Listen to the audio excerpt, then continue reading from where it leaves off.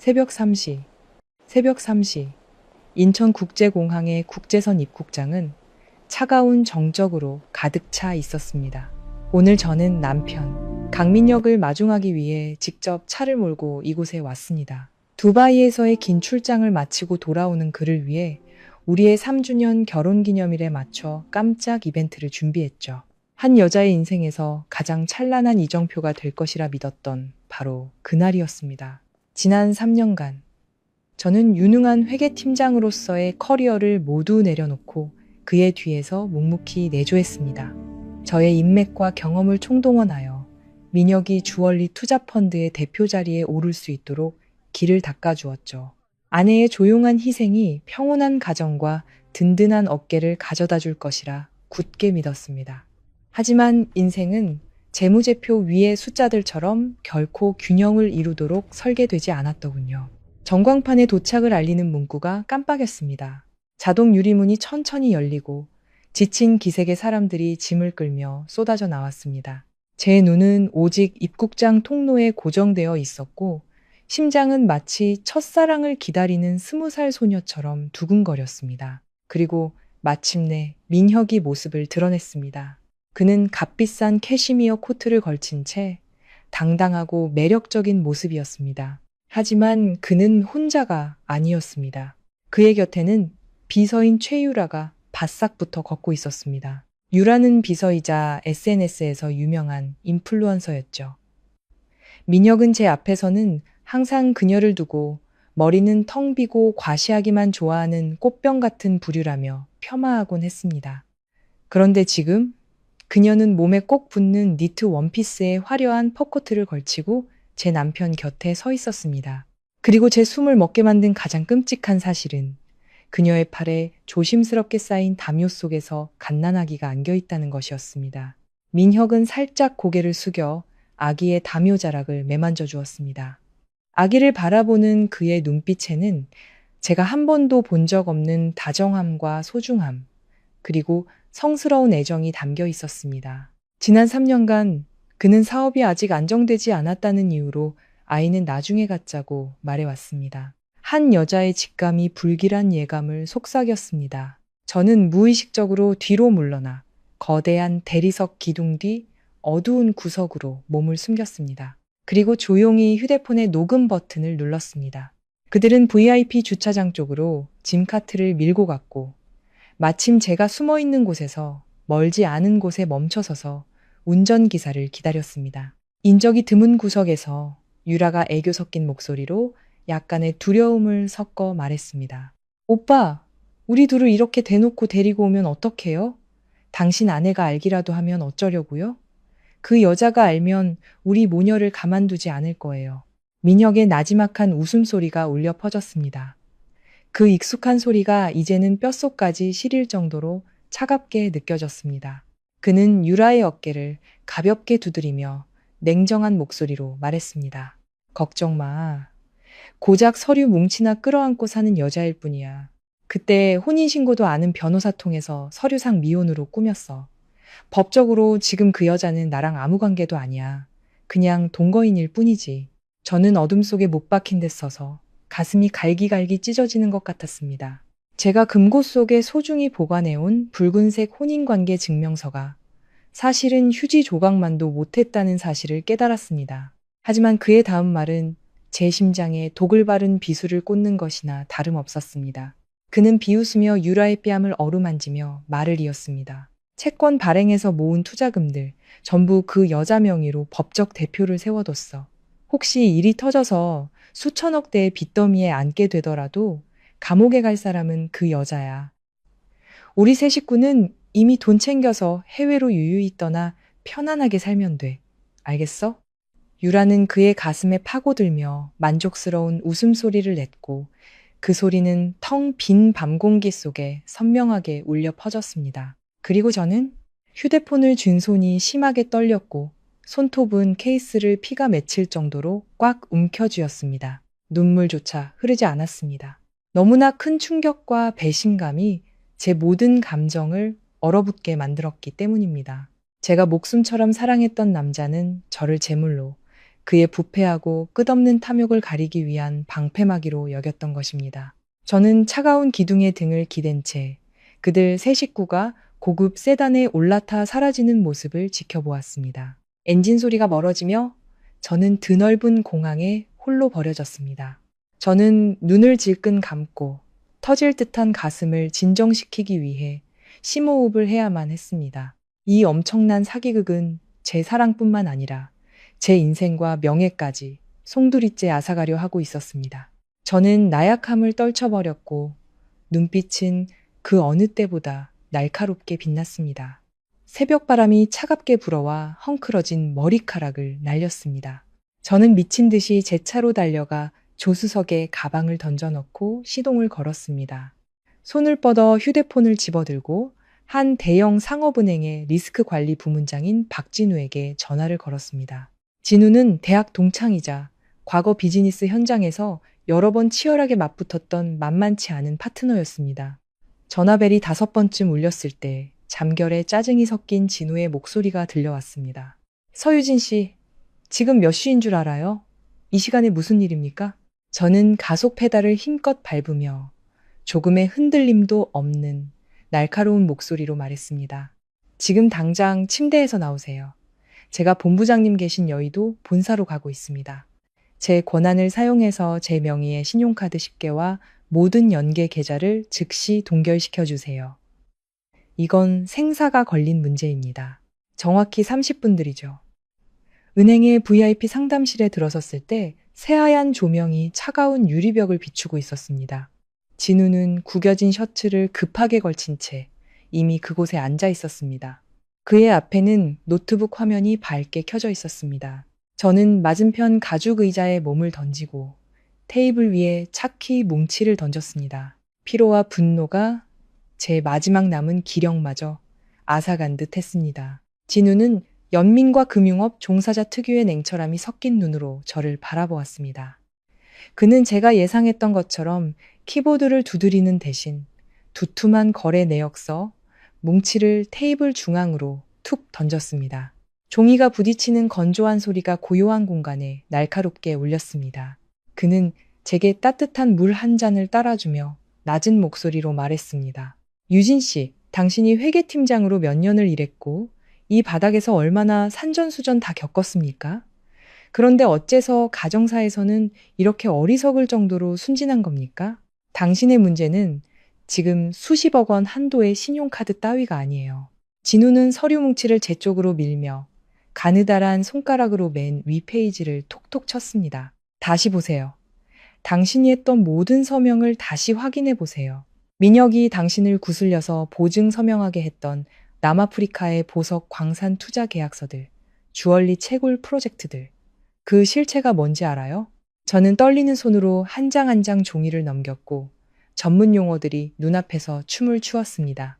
이 서류들의 본질을 깨달았을 때 머릿속이 핑 돌고 온몸의 피가 거꾸로 솟는 듯 했습니다. 이것들은 민혁이 회계장부를 합법화하기 위해 내부 관리용 서류라고 속였던 것들이 아니었습니다.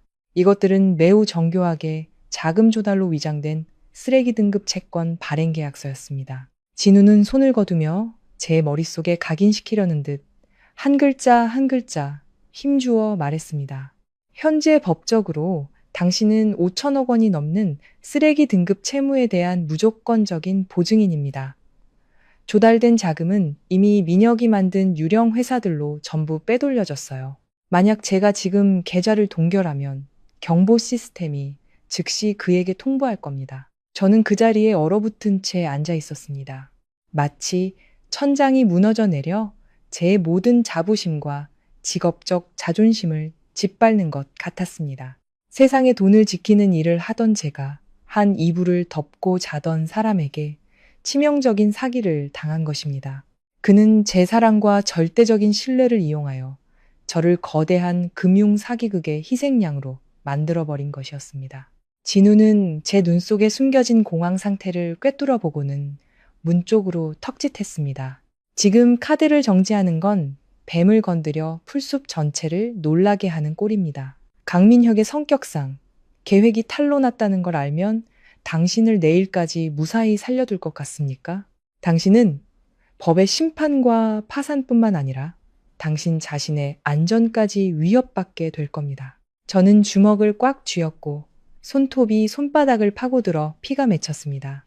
유진 씨, 판을 뒤집고 싶다면 절대 경거망동해서는 안 됩니다. 당신은 다시 집으로 돌아가서 그의 경계심을 잠재우기 위해 순종적인 허수아비 아내 역할을 완벽하게 해내야 합니다. 저는 쓰라린 심정으로 고개를 끄덕이고 새벽 3시 인천국제공항의 국제선 입국장은 차가운 정적으로 가득 차 있었습니다. 오늘 저는 남편 강민혁을 마중하기 위해 직접 차를 몰고 이곳에 왔습니다. 두바이에서의 긴 출장을 마치고 돌아오는 그를 위해 우리의 3주년 결혼기념일에 맞춰 깜짝 이벤트를 준비했죠. 한 여자의 인생에서 가장 찬란한 이정표가 될 것이라 믿었던 바로 그날이었습니다. 지난 3년간 저는 유능한 회계팀장으로서의 커리어를 새벽 3시 인천국제공항의 국제선 입국장은 차가운 정적으로 가득 차 있었습니다. 오늘 저는 남편 강민혁을 마중하기 위해 직접 차를 몰고 이곳에 왔습니다. 두바이에서의 긴 출장을 마치고 돌아오는 그를 위해 우리의 3주년 결혼기념일에 맞춰 깜짝 이벤트를 준비했죠. 한 여자의 인생에서 가장 찬란한 이정표가 될 것이라 믿었던 바로 그날이었습니다. 지난 3년간 저는 유능한 회계팀장으로서의 커리어를 모두 내려놓고 그의 뒤에서 묵묵히 내조했습니다. 저의 인맥과 경험을 총동원하여 민혁이 주얼리 투자펀드의 대표 자리에 오를 수 있도록 길을 닦아주었죠. 아내의 조용한 희생이 평온한 가정과 든든한 어깨를 가져다 줄 것이라 굳게 믿었습니다. 하지만 인생은 재무제표 위의 숫자들처럼 결코 균형을 이루도록 설계되지 않았더군요. 전광판에 도착을 알리는 문구가 깜빡였습니다. 자동 유리문이 천천히 열리고 지친 기색의 사람들이 짐을 끌며 쏟아져 나왔습니다. 제 눈은 오직 입국장 통로에 고정되어 있었고 심장은 마치 첫사랑을 기다리는 20살 소녀처럼 두근거렸습니다. 그리고 마침내 민혁이 모습을 드러냈습니다. 그는 값비싼 캐시미어 코트를 걸친 채 당당하고 새벽 3시 인천국제공항의 국제선 입국장은 차가운 정적으로 가득 차 있었습니다. 오늘 저는 남편 강민혁을 마중하기 위해 직접 차를 몰고 이곳에 왔습니다. 두바이에서의 긴 출장을 마치고 돌아오는 그를 위해 우리의 3주년 결혼기념일에 맞춰 깜짝 이벤트를 준비했죠. 한 여자의 인생에서 가장 찬란한 이정표가 될 것이라 믿었던 바로 그날이었습니다. 지난 3년간 저는 유능한 회계팀장으로서의 커리어를 모두 내려놓고 그의 뒤에서 묵묵히 내조했습니다. 저의 인맥과 경험을 총동원하여 민혁이 주얼리 투자펀드의 대표 자리에 오를 수 있도록 길을 닦아주었죠. 아내의 조용한 희생이 평온한 가정과 든든한 어깨를 가져다 줄 것이라 굳게 믿었습니다. 하지만 인생은 재무제표 위의 숫자들처럼 결코 균형을 이루도록 설계되지 않았더군요. 전광판에 도착을 알리는 문구가 깜빡였습니다. 자동 유리문이 천천히 열리고 지친 기색의 사람들이 짐을 끌며 쏟아져 나왔습니다. 제 눈은 오직 입국장 통로에 고정되어 있었고 심장은 마치 첫사랑을 기다리는 20살 소녀처럼 두근거렸습니다. 그리고 마침내 민혁이 모습을 드러냈습니다. 그는 값비싼 캐시미어 코트를 걸친 채 당당하고 매력적인 모습이었습니다. 하지만 그는 혼자가 아니었습니다. 그의 곁에는 비서인 최유라가 바싹 붙어 걷고 있었습니다. 유라는 비서이자 SNS에서 유명한 인플루언서였죠. 민혁은 제 앞에서는 항상 그녀를 두고 머리는 텅 비고 과시하기만 좋아하는 꽃병 같은 부류라며 폄하하곤 했습니다. 그런데 지금 그녀는 몸에 꼭 붙는 니트 원피스에 화려한 퍼코트를 걸치고 제 남편 곁에 서 있었습니다. 그리고 제 숨을 먹게 만든 가장 끔찍한 사실은 그녀의 팔에 조심스럽게 쌓인 담요 속에서 갓난아기가 안겨있다는 것이었습니다. 민혁은 살짝 고개를 숙여 아기의 담요 자락을 매만져 주었습니다. 아기를 바라보는 새벽 3시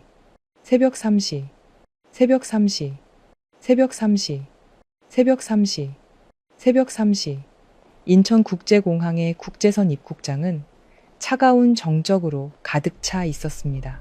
오늘 저는 새벽 3시 인천국제공항의 국제선 입국장은 새벽 3시 인천국제공항의 국제선 입국장은 차가운 정적으로 가득 차 있었습니다. 오늘 저는 남편 강민혁을 마중하기 위해 직접 차를 몰고 이곳에 왔습니다. 두바이에서의 긴 출장을 마치고 돌아오는 그를 위해 우리의 3주년 결혼기념일에 맞춰 깜짝 이벤트를 준비했죠. 한 여자의 인생에서 가장 찬란한 이정표가 될 것이라 믿었던 바로 그날이었습니다. 지난 3년간 저는 유능한 회계팀장으로서의 커리어를 모두 내려놓고 그의 뒤에서 묵묵히 내조했습니다. 저의 인맥과 경험을 총동원하여 민혁이 주얼리 투자펀드의 대표 자리에 오를 수 있도록 길을 닦아주었죠. 아내의 조용한 희생이 평온한 가정과 든든한 어깨를 가져다 줄 것이라 굳게 믿었습니다. 새벽 3시 인천국제공항의 국제선 입국장은 차가운 정적으로 가득 차 있었습니다. 오늘 저는 남편 강민혁을 마중하기 위해 직접 차를 몰고 이곳에 왔습니다. 두바이에서의 긴 출장을 마치고 돌아오는 그를 위해 우리의 3주년 결혼기념일에 맞춰 깜짝 이벤트를 준비했죠. 한 여자의 인생에서 가장 찬란한 이정표가 될 것이라 믿었던 바로 그날이었습니다. 지난 3년간 저는 유능한 회계팀장으로서의 커리어를 모두 내려놓고 그의 뒤에서 묵묵히 내조했습니다. 저의 인맥과 경험을 총동원하여 민혁이 주얼리 투자펀드의 대표 자리에 오를 수 있도록 길을 닦아주었죠. 아내의 조용한 희생이 평온한 가정과 든든한 어깨를 가져다 줄 것이라 굳게 믿었습니다. 하지만 인생은 재무제표 위의 숫자들처럼 결코 균형을 이루도록 설계되지 않았더군요. 전광판에 도착을 알리는 문구가 깜빡였습니다. 자동 유리문이 천천히 열리고 지친 기색의 사람들이 짐을 끌며 쏟아져 나왔습니다. 제 눈은 오직 입국장 통로에 고정되어 있었고 심장은 마치 첫사랑을 기다리는 20살 소녀처럼 두근거렸습니다. 그리고 마침내 민혁이 모습을 드러냈습니다. 그는 값비싼 캐시미어 코트를 걸친 채 당당하고 매력적인 모습이었습니다. 하지만 그는 혼자가 아니었습니다. 그의 곁에는 비서인 최유라가 바싹 붙어 걷고 있었습니다. 유라는 비서이자 SNS에서 유명한 인플루언서였죠. 민혁은 제 앞에서는 항상 그녀를 두고 머리는 텅 비고 과시하기만 좋아하는 꽃병 같은 부류라며 폄하하곤 했습니다. 그런데 지금 그녀는 몸에 꼭 붙는 니트 원피스에 화려한 퍼코트를 걸치고 제 남편 곁에 서 있었습니다. 그리고 제 숨을 먹게 만든 가장 끔찍한 사실은 그녀의 팔에 조심스럽게 쌓인 담요 속에서 갓난아기가 안겨 있다는 것이었습니다. 민혁은 살짝 고개를 숙여 아기의 담요 자락을 매만져 주었습니다. 아기를 바라보는 그의 눈빛에는 제가 한 번도 본 적 없는 다정함과 소중함, 그리고 성스러운 애정이 담겨 있었습니다. 지난 3년간 그는 사업이 아직 안정되지 않았다는 이유로 아이는 나중에 갖자고 말해왔습니다. 한 여자의 직감이 불길한 예감을 속삭였습니다. 저는 무의식적으로 뒤로 물러나 거대한 대리석 기둥 새벽 3시 인천국제공항의 국제선 입국장은 차가운 정적으로 가득 차 있었습니다. 오늘 저는 남편 강민혁을 마중하기 위해 직접 차를 몰고 이곳에 왔습니다. 두바이에서의 긴 출장을 마치고 돌아오는 그를 위해 우리의 3주년 결혼기념일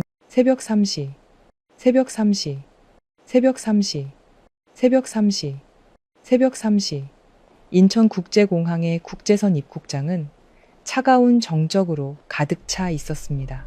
오늘 저는 남편 강민혁을 마중하기 위해 직접 차를 몰고 이곳에 왔습니다. 두바이에서의 긴 출장을 마치고 돌아오는 그를 위해 우리의 3주년 결혼기념일에 맞춰 깜짝 이벤트를 준비했죠. 한 여자의 인생에서 가장 찬란한 이정표가 될 것이라 믿었던 바로 그날이었습니다. 지난 3년간 저는 유능한 회계팀장으로서의 커리어를 모두 내려놓고 그의 뒤에서 묵묵히 내조했습니다. 저의 인맥과 경험을 총동원하여 민혁이 주얼리 투자펀드의 대표 자리에 오를 수 있도록 길을 닦아주었죠.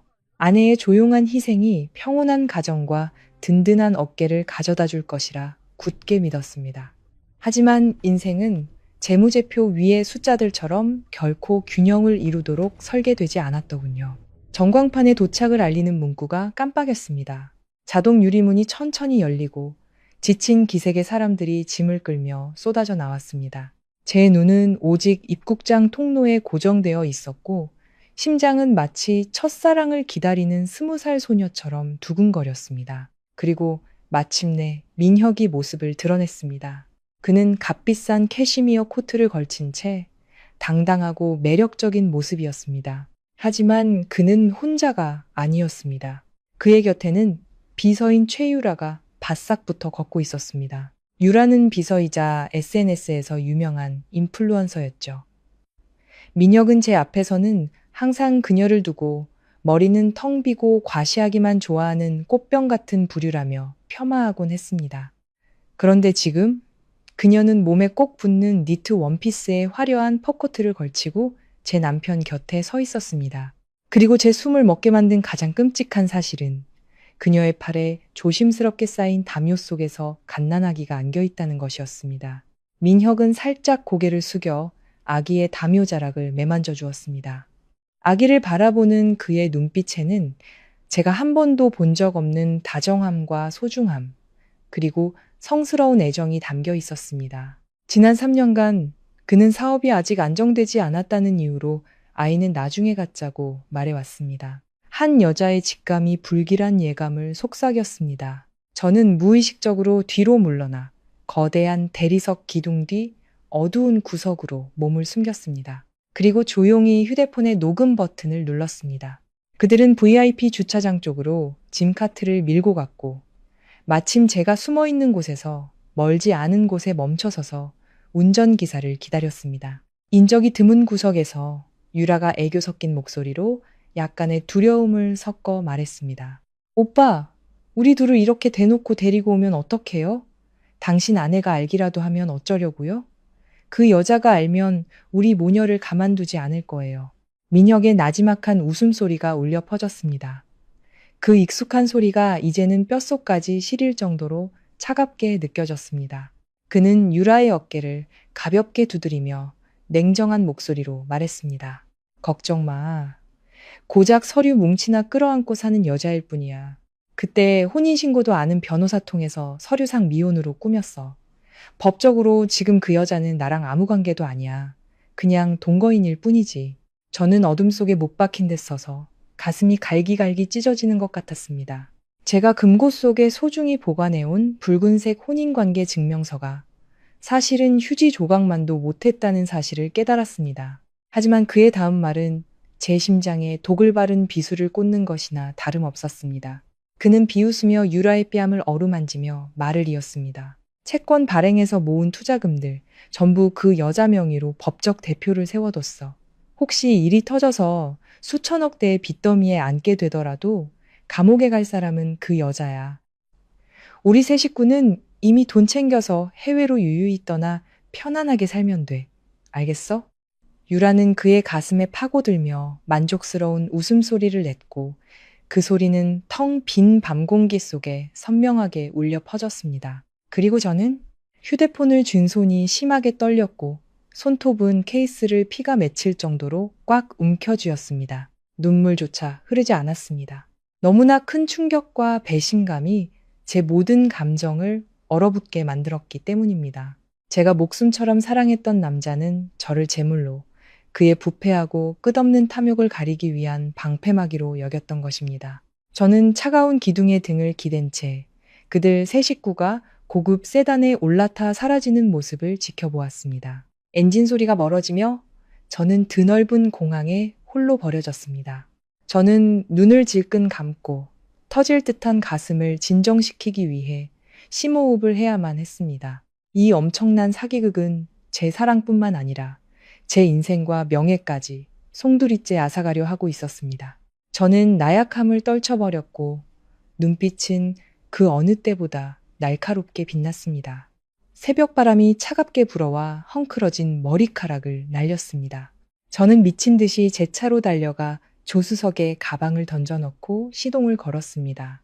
손을 뻗어 휴대폰을 집어들고 한 대형 상업은행의 리스크 관리 부문장인 박진우에게 전화를 걸었습니다.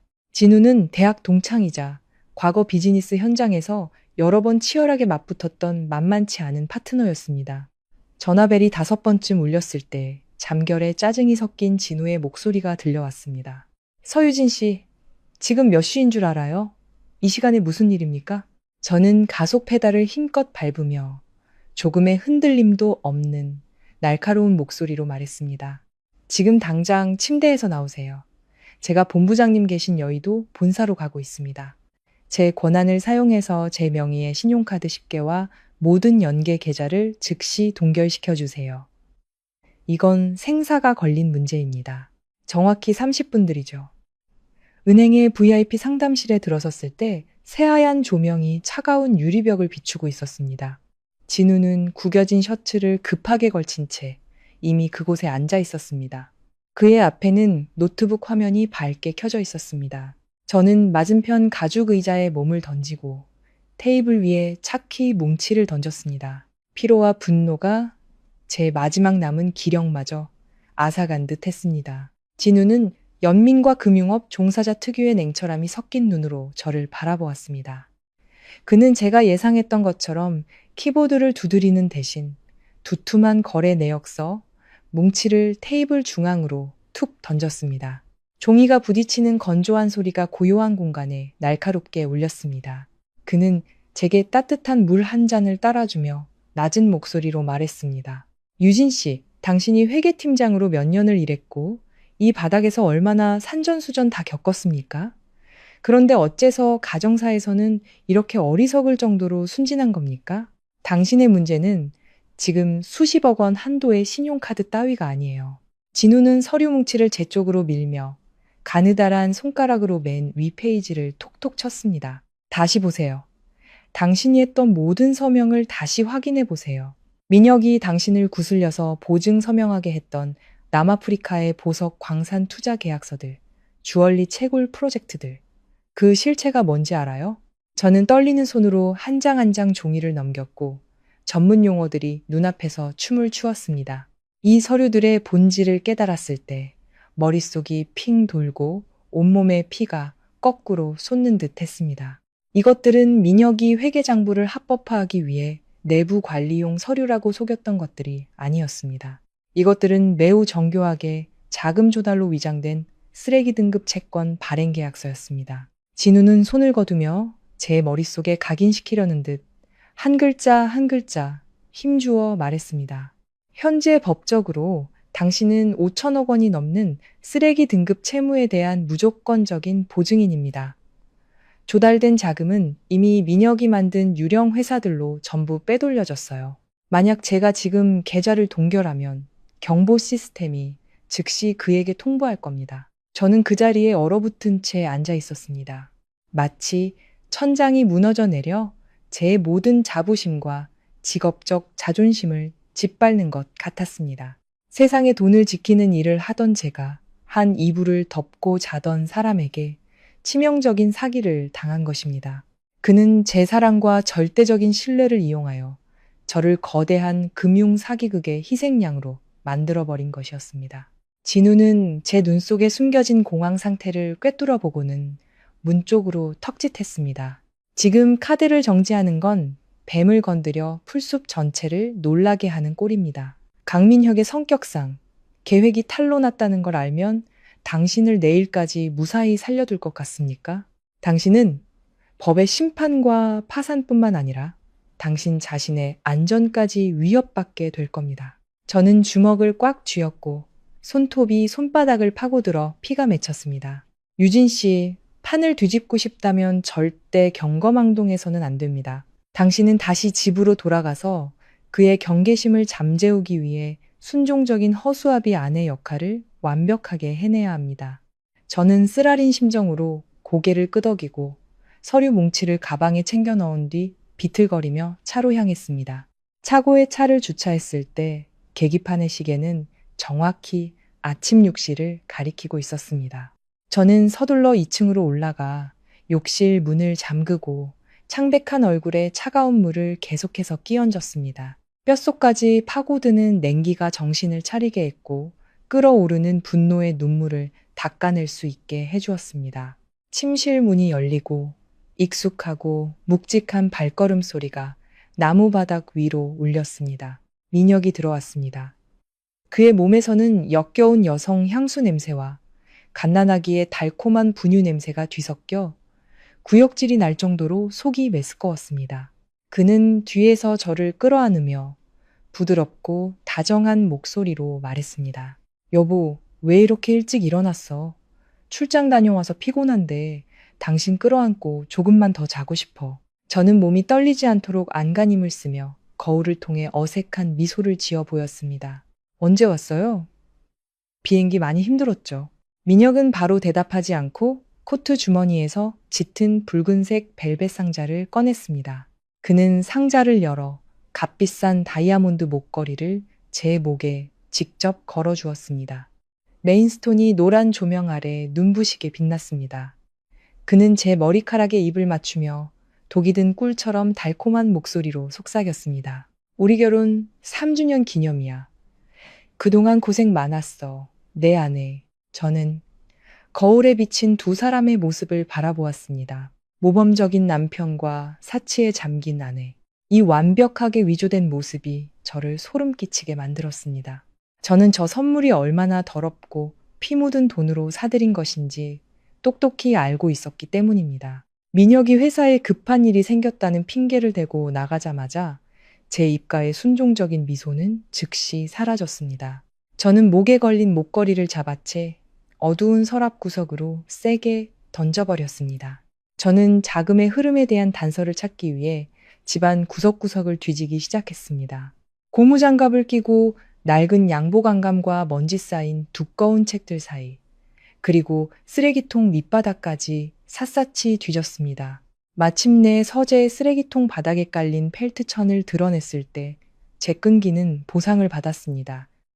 구겨져 깊숙이 박혀있던 영수증 한 장. 열전사 인쇄 글씨는 희미했지만 내용을 읽기에는 충분했습니다. 그것은 강남의 한 고급 국제 산부인과에서 발급한 영수증이었고 VIP 임신 관리 패키지에 대한 값비싼 비용이 적혀 있었습니다. 저는 손가락으로 종이를 펴고 오른쪽 하단에 인쇄된 날짜에 시선을 고정했습니다. 영수증 발급일은 1년도 더 전. 민혁이 회사가 어렵다는 핑계로 제게 출산을 미루자고 했던 시기와 정확히 일치했습니다. 모든 것이 아주 오래전부터 치밀하게 계획되었던 것입니다. 그는 제 노동력을 착취하는 동안 남몰래 다른 가정을 꾸리고 있었던 것입니다. 그때 테이블 위에 휴대폰이 세차게 울렸습니다. 화면에는 낯선 번호로부터 온 메시지가 깜빡였습니다. 화면 잠금을 해제하자 태아 초음파 사진 한 장이 나타났습니다. 그리고 그 뒤에는 극도로 도발적인 내용의 메시지가 이어졌습니다. 아줌마, 늙어서 애도 못 낳으면 낳을 수 있는 사람한테 자리를 양보해야죠.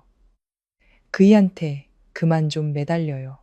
한 글자 한 글자가 난임 여성의 가장 깊은 상처를 찌르는 바늘 같았습니다. 지난 몇 년간 저는 아이를 갖기 위해 수많은 배란 유도 주사를 맞고 지독한 육체적 고통을 견뎌왔습니다. 그런데 이제 와서 제3자가 바로 그 간절함을 이용해 제 상처에 소금을 뿌리는 것이었습니다.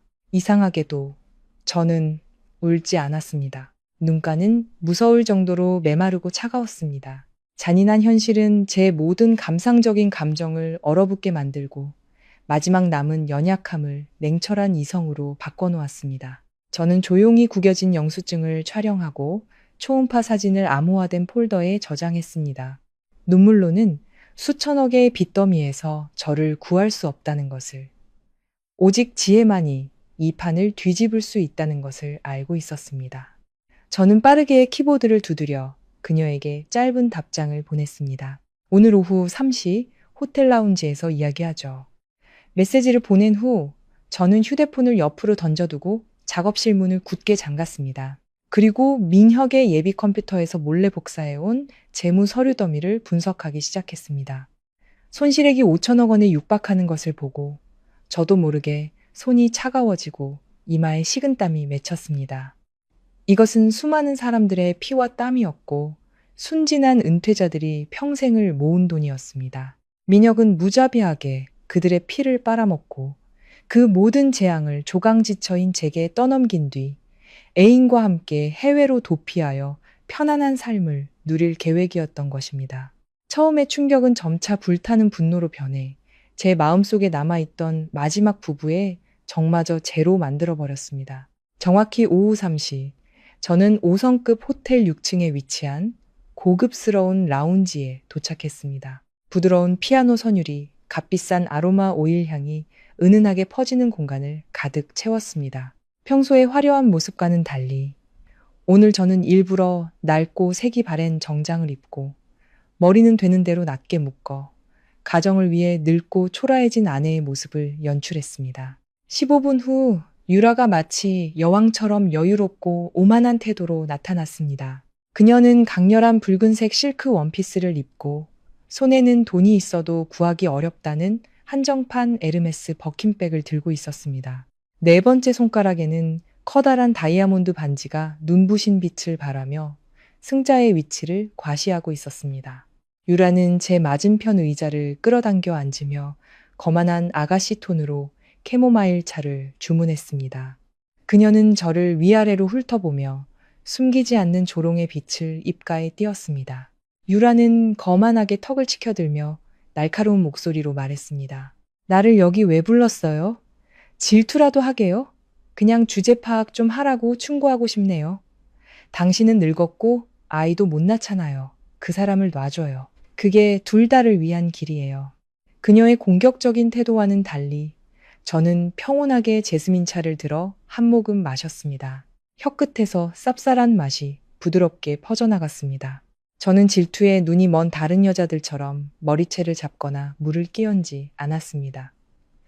저는 조용히 찻잔을 내려놓고 테이블 위에 놓인 값비싼 핸드백을 훑어본 뒤 슬픔에 잠긴 한숨을 내쉬었습니다. 저는 그녀의 눈을 똑바로 쳐다보며 바람처럼 가볍고 차분한 목소리로 말했습니다. 가방 예쁘네요. 민혁 씨가 사주느라 돈 꽤나 썼겠어요. 하지만 조심하는 게 좋을 거예요. 며칠 뒤에 은행이랑 검찰에서 채권 부실 문제로 압류 들어오면 그것도 압수 목록에 포함될 테니까. 그때는 아마 아이 기저귀 살 돈도 없을걸요. 유라는 잠시 멈칫했고 그녀의 입가에 떠올랐던 오만한 미소는 즉시 굳어버렸습니다. 두 눈은 당혹감으로 커졌습니다. 그녀는 무의식적으로 손을 거두고 마치 누가 빼앗아 가기라도 할 것처럼 핸드백을 품에 꼭 껴안았습니다. 불을 위해 몸을 파는 자들의 끝없는 탐욕은 항상 불안감을 동반하는 법입니다. 저는 돈이라는 핵심 이익을 건드리는 순간 그들의 사랑이 휴지 조각보다 더 얇아질 것이라는 것을 잘 알고 있었습니다. 저는 계속해서 동정 어린 눈빛으로 그녀를 바라보며 날카로운 심리적 칼날을 한 번 더 찔러 넣었습니다. 저는 일부러 아주 천천히 한 글자 한 글자가 그녀의 뇌리에 깊이 박히도록 말했습니다. 당신이 지금 쓰는 돈이 깨끗한 돈이라고 생각해요? 회사가 무너지면 당신처럼 자금 은닉에 가담한 사람들은 자금 세탁 혐의 1순위 용의자가 될 거예요. 저는 일어나서 고액권 지폐 한 장을 테이블 위에 남겨두고 돌아섰습니다. 두려움에 질려 굳어버린 그녀를 뒤로 한 채. 길 건너편에 눈에 띄지 않게 주차된 차 안에서 저는 조용히 창문을 살짝 내렸습니다. 늦은 오후의 공기가 차 안으로 스며들었습니다. 어두운 선팅 유리 너머로 호텔 라운지에서 막 걸어 나오는 유라의 일거수일투족을 유심히 관찰했습니다. 그녀의 모습은 넋이 나간 듯했고 값비싼 하이힐을 신은 발걸음은 비틀거리며 위태로웠습니다. 조금 전까지 승리감에 도취해 있던 오만한 모습은 온데간데 없었습니다. 민혁이 두 여자를 모두 버리고 거액의 자금을 해외의 깨끗한 계좌로 빼돌리려 한다는 제 치명적인 거짓말이 그녀의 아킬레스건을 정확히 찌른 듯 했습니다. 미모를 이용해 물질을 얻는 자들에게 유일한 안정감을 주는 것은 은행 계좌의 숫자뿐입니다. 탐욕은 항상 극도의 의심과 함께하며 그 의심은 그녀의 마음속에 깊이 뿌리내렸습니다. 저는 편안한 가죽 시트에 등을 기대고 휴대폰을 들어 암호화된 번호를 신중하게 눌러 진우에게 전화를 걸었습니다. 상대방이 전화를 받자마자 저는 차분하지만 단호한 목소리로 말했습니다. 이제 최유라의 개인 정보와 주소를 빚 독촉에 미쳐 있는 채권 투자자 그룹에 흘려도 좋아요. 흔적 남기지 않게 아주 교묘하게 처리해 주세요. 진우는 가볍게 헛기침을 한 번 하고 잠시 생각에 잠긴 듯 대답했습니다. 생각보다 잔인하시네요, 유진 씨. 그 사람들 지금 돈 잃어서 눈에 뵈는 게 없을 텐데 그녀는 죽을 만큼 고생할 겁니다. 저는 입꼬리를 살짝 올리며 냉소했고 거리를 질주하는 차들을 날카로운 눈으로 바라보았습니다. 남편에게 사기당한 가난한 농부들, 순진한 은퇴 공무원들, 평생 모은 돈을 잃은 그들이야말로 가장 불쌍한 사람들이죠.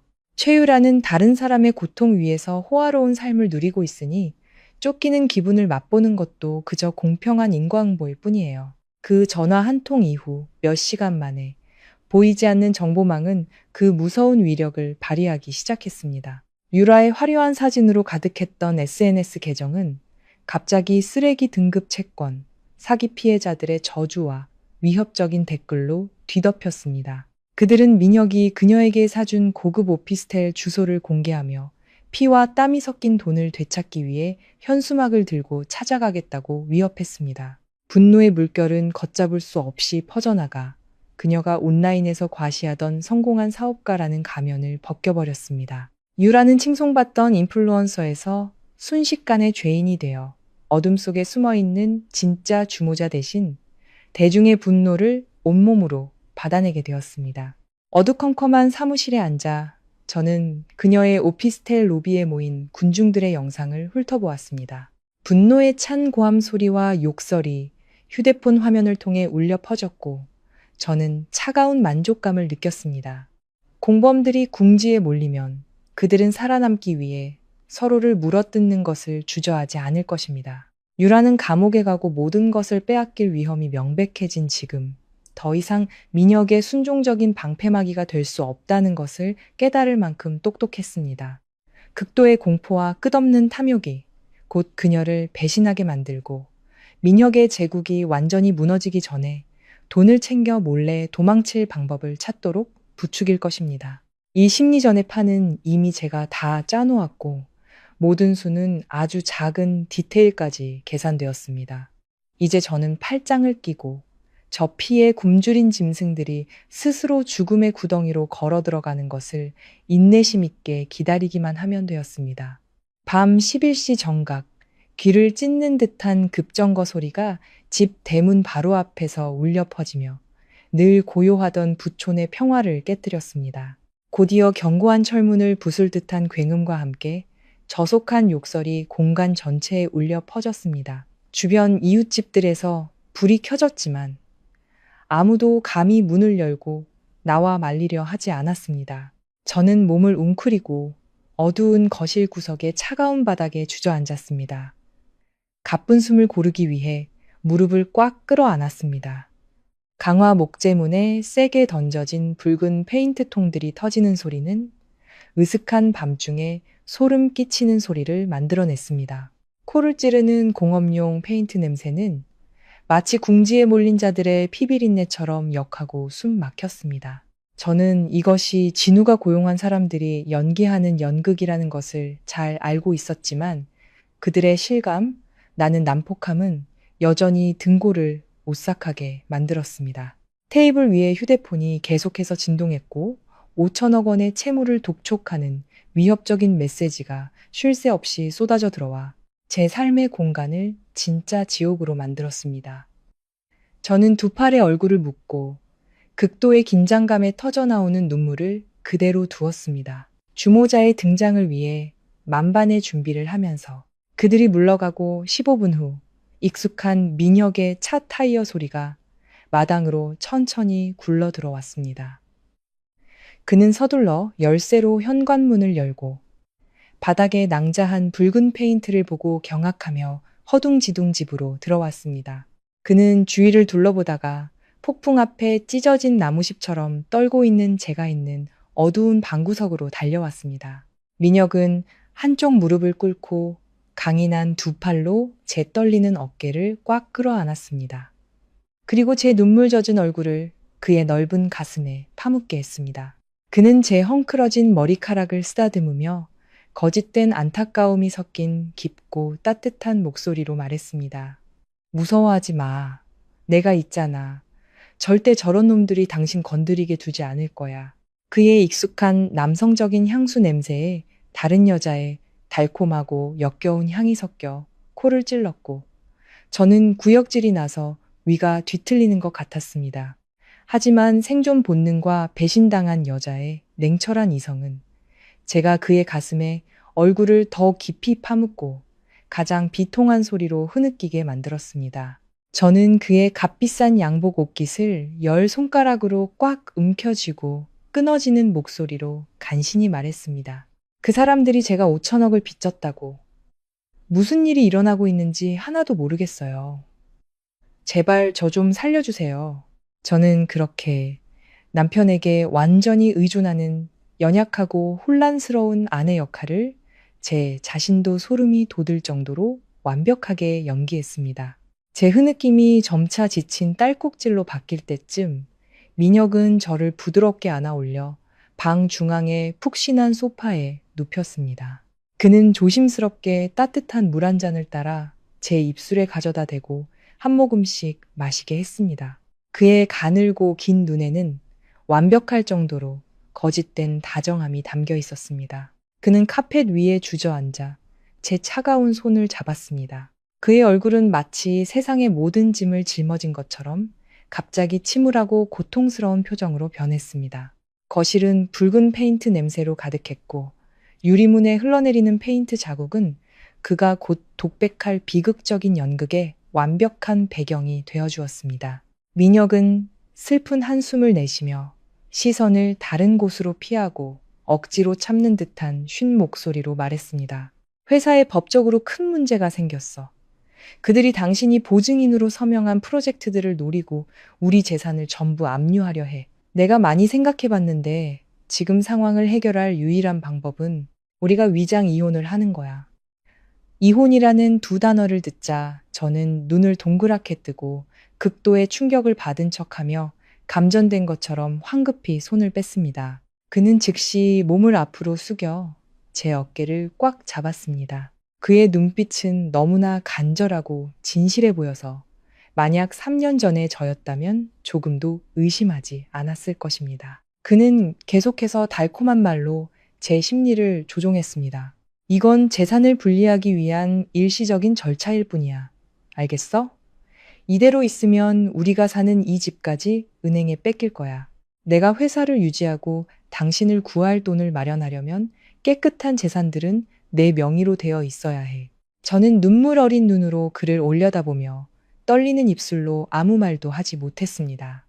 마치 유일한 구명줄에 매달리는 방향을 잃은 여자처럼 그는 제 뺨을 타고 흐르는 눈물을 닦아주며 부드럽게 달랬습니다. 약속할게. 이 폭풍만 지나가고 내가 재개할 자본만 지켜내면 바로 당신을 다시 데리러 올 거야. 날 믿어줘. 내가 이 모든 일을 하는 건 우리 가족의 미래를 위해서야. 마음속으로 저는 제가 온 마음을 다해 사랑했던 남자의 잔인함과 교활함에 냉소를 보냈습니다. 그는 정말로 저를 궁지로 몰아넣고 5천억 원의 빚을 떠넘긴 뒤 애인과 함께 멀리 도망갈 수 있을 거라고 생각하는 걸까? 하지만 겉으로는 저는 피가 나도록 입술을 깨물고 조강지처의 고통스럽고 숭고한 희생 속에서 천천히 고개를 끄덕였습니다. 저는 그의 목을 끌어안고 면도날처럼 날카로운 눈빛을 감춘 채 흐느끼며 말했습니다. 당신과 회사를 도울 수만 있다면 제가 조금 손해보는 건 괜찮아요. 당신이 절대 저를 버리지 않을 거라고 믿어요. 그 순간 저는 그의 몸의 근육이 이완되는 것을 느낄 수 있었습니다. 배신자의 가슴에서 안도와 승리감에 찬 한숨이 새어나왔습니다. 다음 날 아침, 겨울의 희미한 햇살이 두꺼운 커튼을 뚫고 들어와 강화유리 테이블 위에 어슴푸레한 빗줄기를 드리웠습니다. 민혁은 아주 일찍 일어나 세련된 회색 정장을 말끔하게 차려입고 있었습니다. 위기에 직면한 사업가처럼 서두르고 바쁜 모습이었습니다.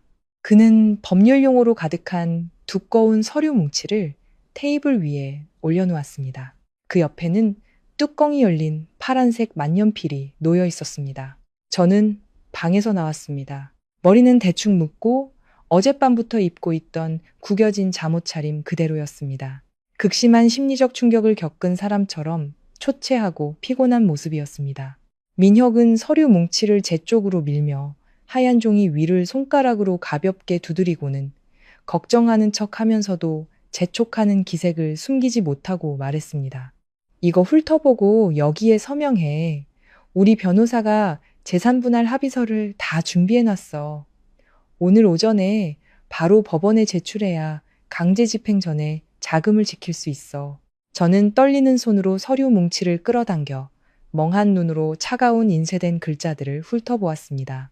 합의서의 내용은 극도로 불공평하고 잔인했습니다. 그는 모든 지분, 현금, 그리고 깨끗한 투자 펀드를 모두 차지하고 저는 5천억 원의 채권 부채와 이미 은행의 담보로 꽉 잡혀있는 이 저택을 떠안게 되어 있었습니다.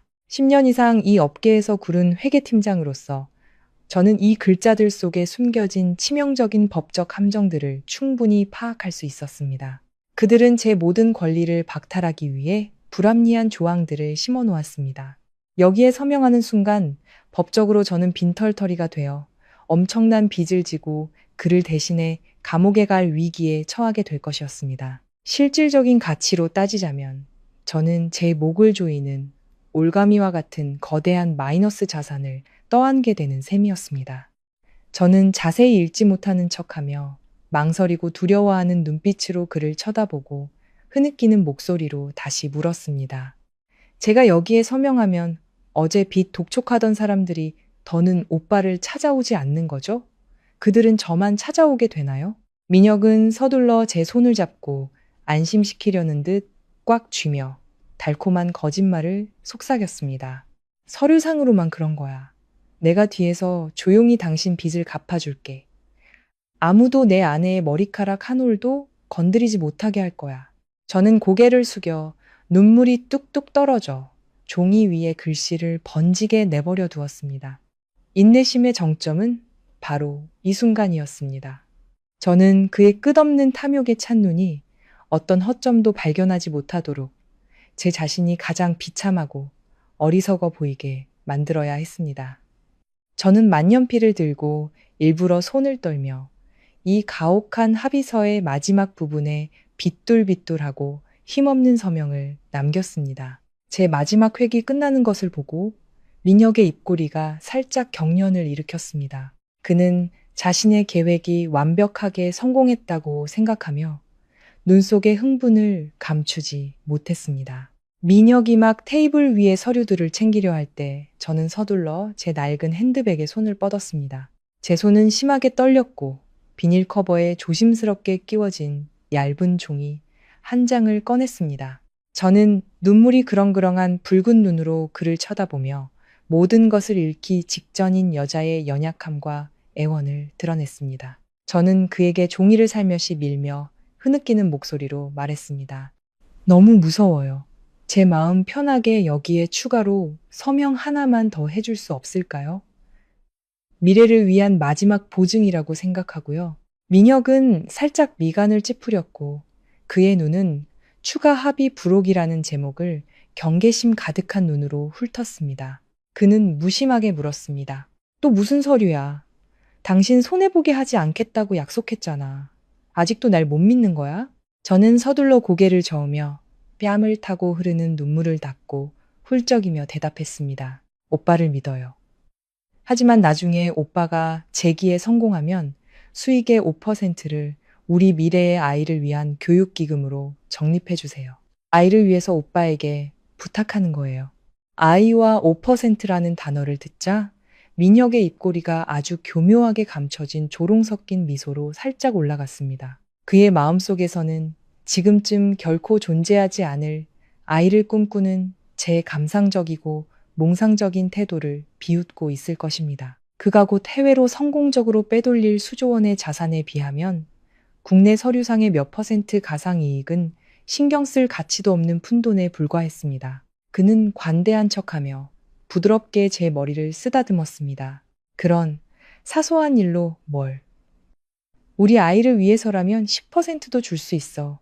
그는 심지어 두 번째 페이지를 넘겨 세부 조항에 빽빽하게 인쇄된 글씨들을 읽어보려고도 하지 않았습니다. 항상 자신이 우위에 있다고 생각하는 자의 오만함이 그의 눈을 멀게 했고, 비즈니스 세계에서 필요한 최소한의 신중함마저 잃게 만들었습니다. 민혁은 만년필을 들고 자신의 이름 아래에 용이 날고 봉황이 춤추는 듯한 서명을 휘갈긴 후 회사의 붉은 인감을 세게 찍었습니다.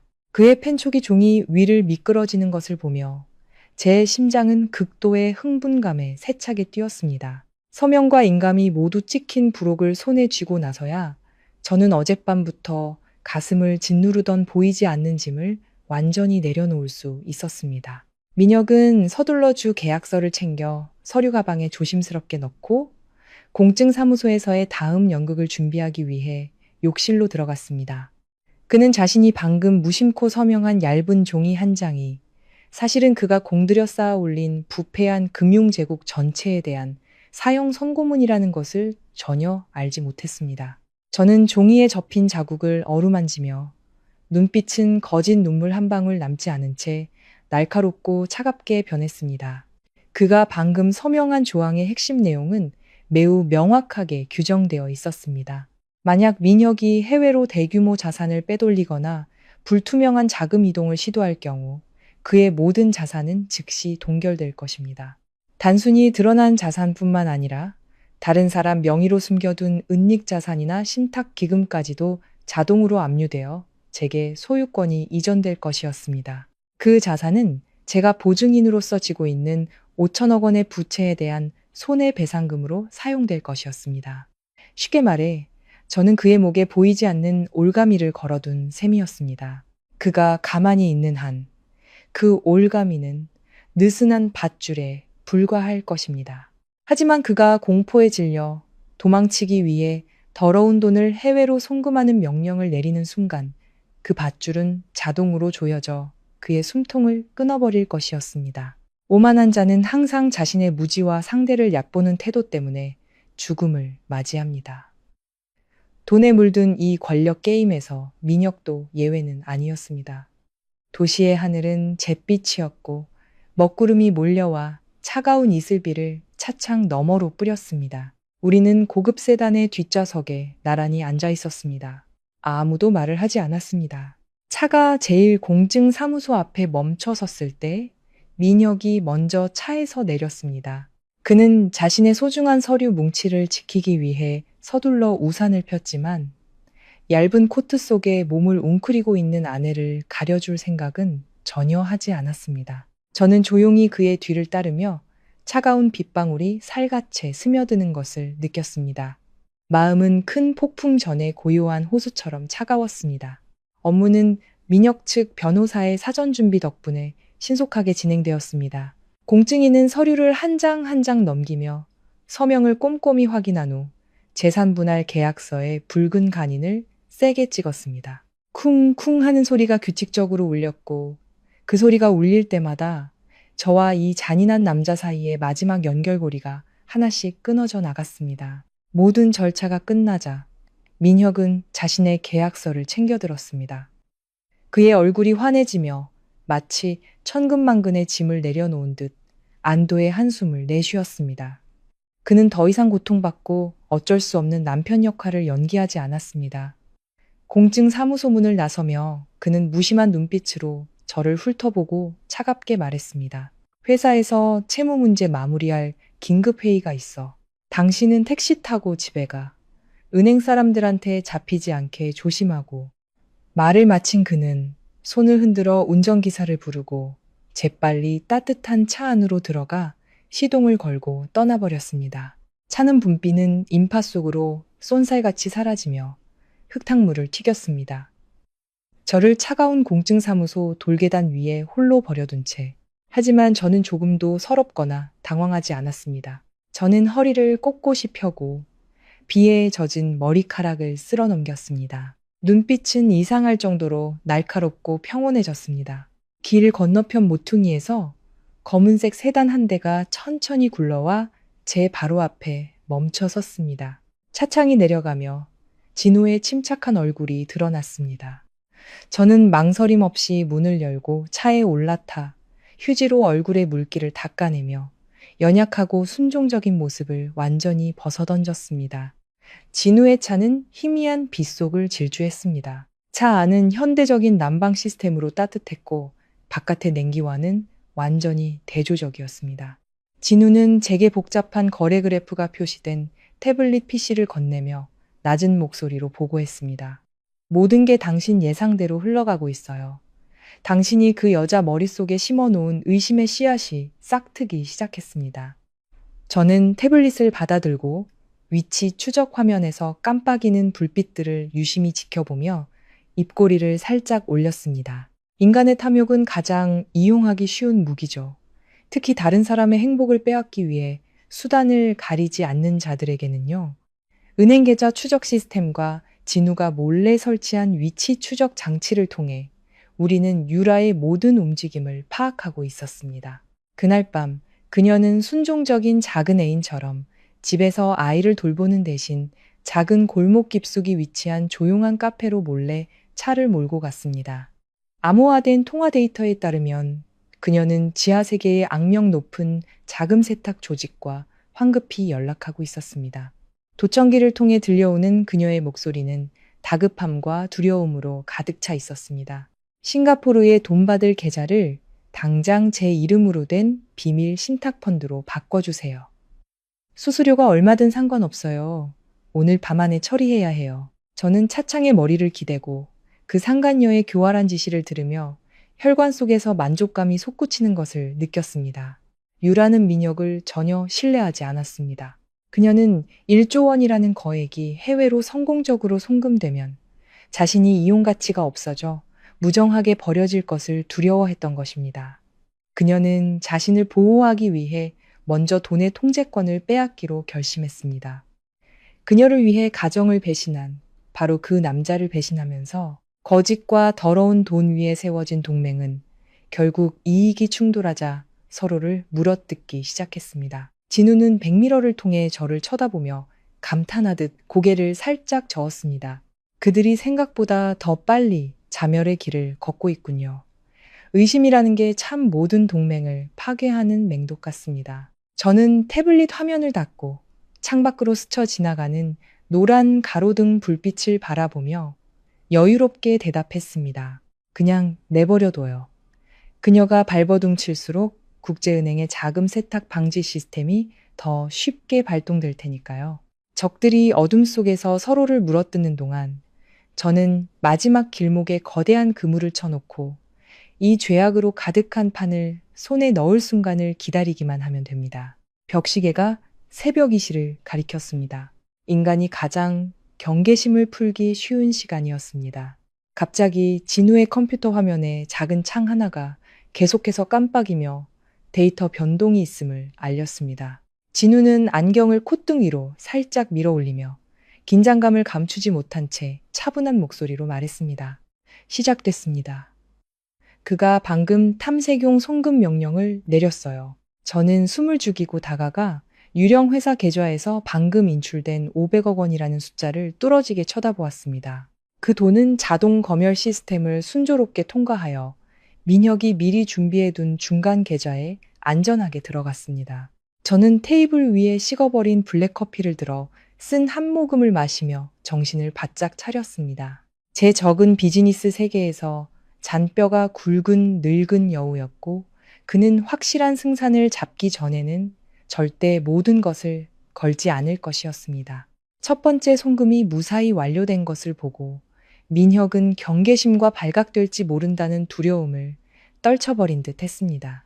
즉시 진우의 감시 화면은 쏟아지는 송금 명령들로 요동쳤습니다. 거대한 액수의 돈들이 줄지어 국내를 빠져나갔습니다. 총 1조 원. 투자자들의 피와 땀이 섞인 모든 돈이 그의 마지막 탈출을 위해 모이고 있었습니다. 그가 속임수로 공들여 쌓아 올린 거대한 금융 제국은 이제 속부터 썩어 문드러진 텅 빈 껍데기만 남게 되었습니다. 저는 나무 테이블 가장자리에 등을 기대고 깜빡이는 화면에서 눈을 떼지 않았습니다. 몸속의 모든 혈관이 기타줄처럼 팽팽해지는 것을 느꼈습니다. 진우는 저를 돌아보며 그의 눈 깊은 곳에는 존경과 경계심이 섞인 빛이 서려 있었습니다. 그는 낮은 목소리로 물었습니다. 정말로 그녀가 덫에 걸릴 거라고 확신하나요? 만약 그녀가 아무것도 하지 않으면 그 돈은 그대로 증발해 버릴 겁니다. 저는 희미하게 미소 지으며 차가운 두 손을 깍지 끼고 차분하게 대답했습니다. 두고 보세요. 끝없는 탐욕은 절대 거절이라는 말을 모르니까요. 특히 그 돈이 바로 눈앞에 있을 때는요. 생사를 건 도박이 실제로 벌어지고 있었습니다. 저는 제 모든 미래와 생명, 그리고 한 여자로서의 마지막 남은 자존심을 걸었습니다. 길 건너편, 회장실의 창문은 으슥한 밤중에 유난히 눈부신 빛을 뿜어내고 있었습니다. 진우가 몰래 손을 쓴 보안 카메라 시스템을 통해 우리는 죄 많은 두 연인의 일거수일투족을 선명하게 볼 수 있었습니다. 민혁은 가죽 의자에 거만하게 앉아 있었고 그의 얼굴은 흥분으로 붉게 상기되었으며 이마에는 땀이 송골송골 맺혀 있었습니다. 그는 키보드를 쉴 새 없이 두드리며 마치 맛있는 먹잇감을 곧 덮칠 짐승처럼 탐욕스러운 눈으로 화면에 집중하고 있었습니다. 그의 옆에는 유라가 바싹 붙어 서 있었고 그녀의 손은 나무 테이블 가장자리를 꽉 쥐고 있었습니다. 그녀의 불안한 눈빛은 머릿속에서 끓어오르는 교활한 계산을 감추고 있었습니다. 거액의 자금이 중간 계좌에 모두 모이자 민혁은 유라를 돌아보며 가까이 오라는 신호를 보냈습니다. 그의 목소리가 녹음 장치를 통해 들려왔고 다급함과 명령조가 섞여 있었습니다. 빨리 여기에 생체 인식 코드 입력해. 이 명령만 승인되면 우리 이제 다리 뻗고 잘 수 있어. 유라는 살짝 고개를 끄덕였습니다. 그녀는 일부러 몸을 낮게 숙여 긴장으로 굳어진 얼굴의 절반을 헝클어진 머리카락으로 가렸습니다. 그녀의 손가락이 지문 스캐너에 닿는 바로 그 순간 그녀는 민혁이 전혀 예상치 못한 행동을 했습니다. 번개 같은 속도로 유라는 키보드에서 몇 개의 단축키를 눌러 수취 계좌 주소를 자신이 방금 만든 익명의 신탁 펀드로 바꿔치기 했습니다. 삑 하는 건조한 소리가 울리며 마지막 송금 명령이 확인되어 국제 서버 시스템으로 전송되었음을 알렸습니다. 민혁은 안도의 한숨을 내쉬었지만 그의 입가에 피어오르던 승리의 미소는 채 완성되기도 전에 굳어버렸습니다. 금융업에 종사하는 자의 날카로운 눈은 컴퓨터 화면 오른쪽 구석의 이상한 점을 재빨리 알아차렸습니다. 수취 계좌 번호가 완전히 낯설었습니다. 그가 몇 달 동안 공들여 준비했던 익숙한 숫자 배열이 아니었습니다. 그는 몸을 앞으로 숙여 유라의 손목을 움켜쥐고 극도의 분노에 찬 목소리로 소리쳤습니다. 방금 무슨 짓을 한 거야? 이 수취 계좌는 누구 거야? 유라는 그의 손을 뿌리치며 버둥거렸습니다. 그녀의 얼굴에서는 평소의 애교 섞인 모습은 온데간데없고 대신 뻔뻔하고 극단적인 배신감만 남아 있었습니다. 그녀는 몇 걸음 뒤로 물러나 목에 핏대를 세우며 소리쳤습니다. 그녀의 날카로운 목소리가 고요한 사무실 전체에 울려 퍼졌습니다. 나랑 내 아이는 내가 지켜야지. 당신이 당신 아내한테 그랬던 것처럼 돈만 챙기고 나를 버릴 속셈이었잖아. 어림없어. 민혁은 미친 짐승처럼 무서운 소리를 내며 으르렁거리고 그 상간녀의 목을 졸라 벽에 세게 밀어붙였습니다. 테이블 위의 서류들이 바닥으로 흩날리며 서로를 물어뜯는 두 사기꾼의 혼란스럽고 비참한 광경을 만들어냈습니다. 돈을 위해 사는 자들 사이에는 오직 이용관계만이 존재할 뿐입니다. 이익이 충돌하자 거짓된 사랑의 껍데기도 즉시 산산조각 났습니다. 민혁과 유라가 사무실에서 몸싸움을 벌이는 동안 국제 자금 세탁 방지 시스템은 조용히 방어벽을 활성화했습니다. 명령을 내린 사람과 최종 수취인 사이의 정보 불일치, 그리고 한밤중의 갑작스러운 변경은 의심스러운 정황이 되었습니다. 동시에 제 결정적인 부록은 변호사를 통해 민사법원에 긴급 제출되었습니다. 채무 이행을 보장하기 위한 자산 동결, 긴급 임시조치 명령이 내려졌고 관련 은행들로 신속하게 전달되었습니다.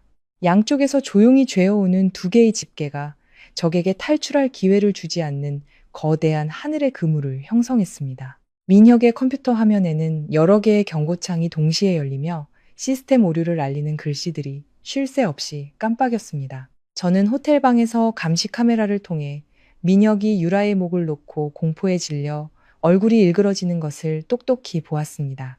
그는 비틀거리며 책상으로 달려가 미친 사람처럼 키보드를 계속해서 두들기며 송금 명령을 취소하려 했습니다. 하지만 그의 모든 노력은 헛수고였습니다. 시스템은 계좌가 동결되었습니다. 라는 차갑고 유일한 메시지만을 반환했습니다. 그 글자는 한때 법까지 조종할 수 있다고 오만하게 생각했던 자의 모든 도피 희망을 끊어버리는 사형 선고와 같았습니다. 유라는 벽을 타고 미끄러져 내려앉아 졸린 목에 붉은 자국을 감싸 안았습니다. 그녀의 눈은 멍하니 컴퓨터 화면을 바라보았습니다.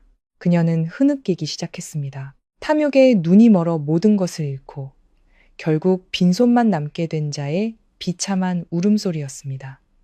민혁은 넋이 나간 채 몇 걸음 뒤로 물러섰습니다. 그의 다리는 더 이상 서 있을 힘이 없는 듯했고 그는 회전의자에 털썩 주저앉았습니다. 1조 원. 그가 양심과 가족 그리고 경력을 모두 바쳐 얻으려 했던 거액의 돈이 이제 꼼짝없이 묶여버렸습니다. 그는 빈털터리가 되었고 한때 비열한 수단으로 긁어모으고 쌓아 올렸던 제국에 대한 통제력을 완전히 상실했습니다. 진우는 천천히 박수를 3번 쳤습니다. 건조한 소리가 호텔 방의 정적을 깨트렸습니다.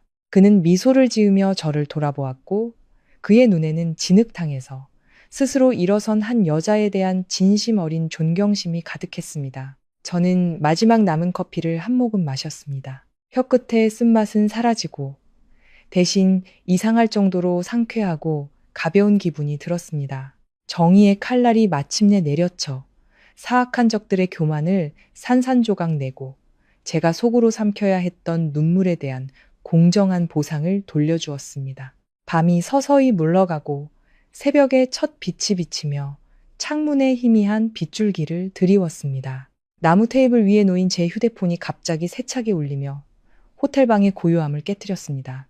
화면에는 강민혁이라는 발신자 이름이 표시되었습니다. 저는 벨소리가 몇 번 더 울리도록 내버려두고 그의 공황 상태가 급한 벨소리를 통해 전해지는 것을 인내심 있게 지켜본 후 천천히 통화 버튼을 눌렀습니다. 수화기 너머에서는 거친 숨소리와 함께 극도의 공포에 질려 갈라진 민혁의 목소리가 들려왔습니다. 그는 거의 소리를 지르다시피 했고 그 소리는 감출 수 없는 혼란과 함께 부서져 내렸습니다. 유진, 당신이 나한테 서명하라고 했던 그 부록, 도대체 정체가 뭐야? 왜 은행에서 신탁계약 위반으로 법원 명령에 따라 내 계좌가 동결됐다고 통보하는 건데? 저는 입꼬리를 살짝 올리고 평소에 떨리고 연약했던 목소리를 완전히 바꾸었습니다. 대신 얼음 칼날처럼 차갑고 날카로운 목소리로 저는 천천히 대답했고 한 글자 한 글자가 강철처럼 단단하고 명확했습니다. 내가 그렇게 쉽게 5천억 빚을 떠안을 거라고 생각했어요? 그 부록은 당신의 끝없는 탐욕을 묶어두는 족쇄였던 거예요.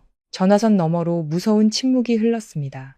저는 수화기 너머로 민혁이 이를 가는 소리를 들을 수 있었습니다. 그는 항상 순종적이고 뒤로 물러서던 아내인 제가 이렇게 치명적인 일격을 가할 수 있었다는 사실을 믿을 수 없는 듯했습니다. 그는 마지막 남은 평정심을 되찾으려 애쓰며 애원하는 목소리로 말했지만 그 속에는 어색함이 가득했습니다. 여보, 우리 다시 앉아서 이야기 좀 할 수 있을까? 동결 좀 풀어줘. 내가 재산의 절반을 나눠주겠다고 약속할게. 그의 말이 제 목구멍에서 비웃음을 터져 나오게 했습니다. 궁지에 몰려서야 비로소 고개를 숙여 애원하는 자의 비열함. 저는 손에 쥔 휴대폰을 꽉 쥐고 그 어두운 시간 동안 억눌러 왔던 모든 분노를 터뜨렸습니다. 저는 한 글자 한 글자 힘주어 잔인한 진실을 그의 얼굴에 던졌습니다. 썩은 나무로는 조각을 할 수 없어요. 이미 썩어버린 마음을 가진 사람은 협상할 자격이 없죠. 이제 당신이 직접 경제범죄수사대에 가서 그 1조 원의 더러운 돈에 대해 설명해야 할 거예요. 저는 가차없이 전화를 끊고 배신자의 통화를 끝냈습니다. 그가 서류가 널브러진 사무실 한가운데서 절망적으로 울부짖도록 내버려 두었습니다. 해가 뜨기 시작하며 따뜻한 아침 햇살이 제 얼굴에 비쳤습니다. 폭풍으로 가득했던 긴 밤의 끝을 알리는 신호였습니다. 고급 세단이 미친 듯이 질주했고 귀를 찢는 급정거 소리가 저택단지의 고요함을 갈랐습니다. 민혁은 현관문을 밀치고 집으로 들어와 서둘러 문을 잠갔습니다. 끔찍한 사건들 이후 그의 가슴은 격렬하게 오르내렸습니다. 그는 감히 불을 켜지 못하고 휴대폰의 희미한 손전등 불빛에 의지하여 서재를 향해 조용히 빠르게 걸어갔습니다. 거액의 자금을 빼돌리려던 모든 계획은 실패로 돌아갔습니다. 이제 그에게 남은 유일한 탈출구는 하나뿐이었습니다.